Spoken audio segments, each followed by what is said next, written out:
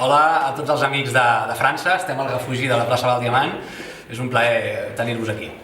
Fins una altra.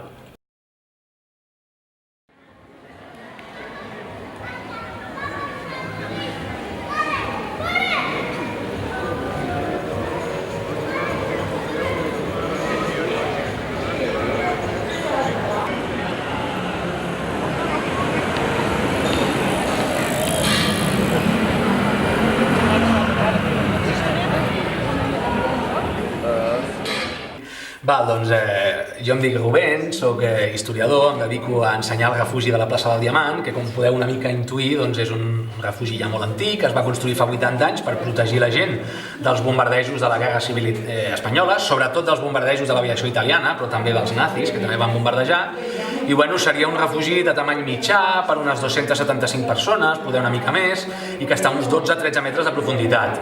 Està fet pels veïns i encara avui dia es conserva i la gent va venir a visitar-lo.